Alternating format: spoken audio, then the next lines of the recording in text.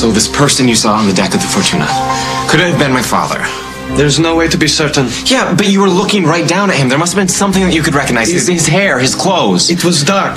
The water was rough. Yeah, but there must have been something that would give you a clue as to who this guy was. By the time I reached him, he was gone. But this person you saw, you said that his clothes were bloody. Was he alive when you saw him? I can't say. But if he was washed overboard, he's dead now. Just because Dr. Oliver doesn't want the two of you to be involved doesn't mean that you can't talk to me about him. Yeah. You know, it's hard actually talking about anything that's happened in the past couple of years without mentioning Luke. I mean, he's become a huge part of my life, and it's hard to avoid him. Well, you've been managing so far. Not really. I mean, I'm living at his mother's house. I'm there all the time. Luke's doing his best to keep his distance, but, you know, it's not easy.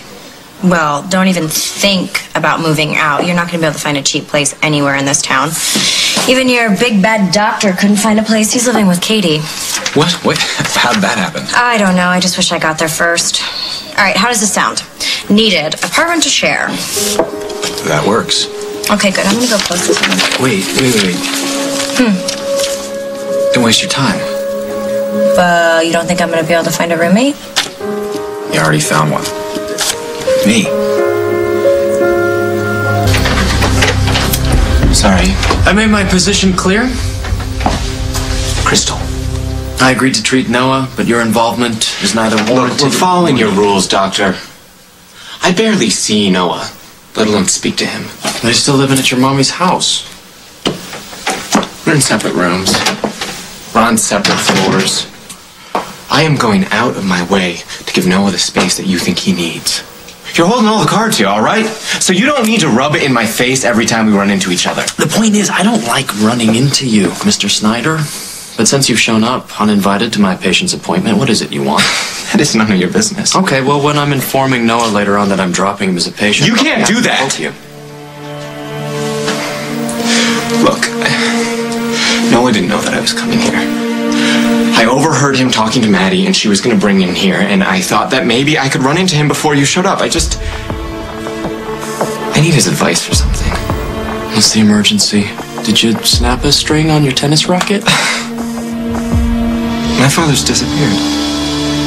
Is that enough of an emergency for you?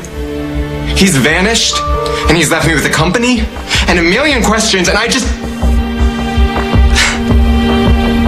Why am I telling you this?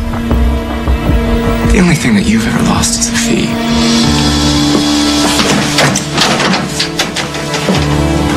Maddie, I have to get out of there. Is it pressuring you to get back together? No, but I know that's what he wants. And if we're ever going to work later on, we have to stay apart now. Right, so you can concentrate on your surgery with Dr. Oliver. Yeah. I mean, if I take him off because I can't stay away from Luke, then I lose everything, including my chance of seeing again, so let me be your roommate. Okay, but you have to pick up after yourself. Hey, blind guy here, hello. I mean, clothes on the floor could be a hazard to my health. Thank you, Maddie. You're welcome. This will be fun. We might want to find a third roommate, though, if we want to afford a decent place. Well, then okay, yeah, we'll do that. Hey, it's time to go. Okay, I'm going to drop you off, and then I'm going to start looking for places. Okay. Wait. What? When did you start listening to heavy metal?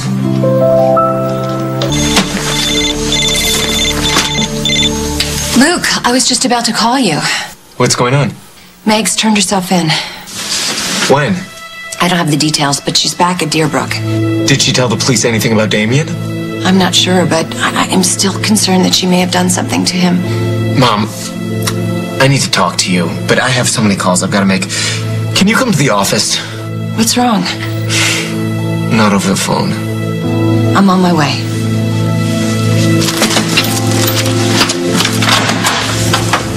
We are done. Wait, how are my peoples doing? I mean, are they getting worse? Is the surgery still on? Fine. No. Yes. I'll call to schedule our next appointment. Wait.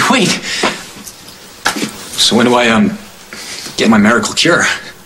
Ideal in science. You want a miracle? Go to Lourdes. What's with you today? Did Katie wake you up for Jacob's 3 a.m. feeding? Does everybody in this town make it a point to know everybody else's business? Yeah, except I don't know why the hell you're mad at me.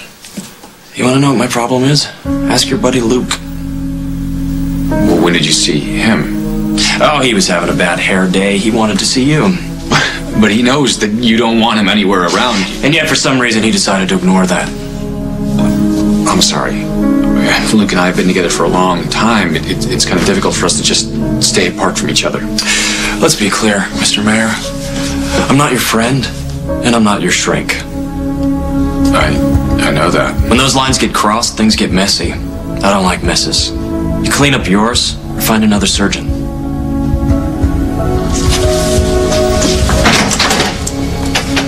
They were already in the Mediterranean when he saw a body on the deck of the Fortuna. So this injured person was supposedly on the ship for days? Yeah, no one noticing? I guess so. But by the time he went down to investigate, the body had disappeared. Probably washed overboard. Mom, that was most probably Damien. Just because this man thinks he saw someone. Mom, I did a background check on Gregor, the guy who came to see me. He's been the first mate on that ship for Grimaldi Shipping for years. But he still could have been mistaken, Luke. But then why would he fly all the way here to tell me if he hadn't really seen somebody? Someone left that body on the deck for dead, knowing full well that it would wash off to sea. Holden was on the docks when the freighter left port. He saw Damien get on that ship. And now we know Meg didn't attack him. I suppose someone else on the ship could have, but who? Why? Or else it... No, that's impossible. Mom, there is no other possibility. If it wasn't Meg or a stranger who attacked Damien, then it must have been Dad. That there's some other explanation, Mom, but there's just not.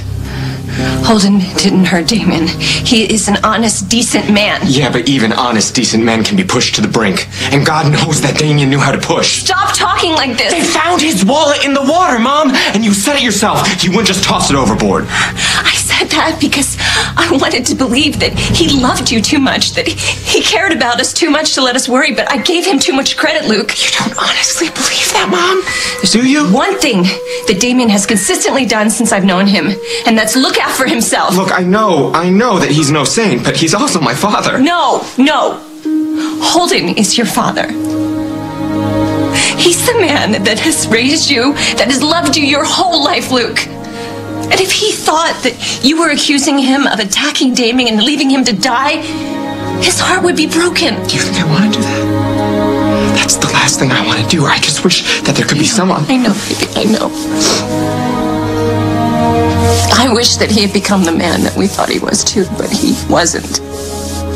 He is a liar and a thief.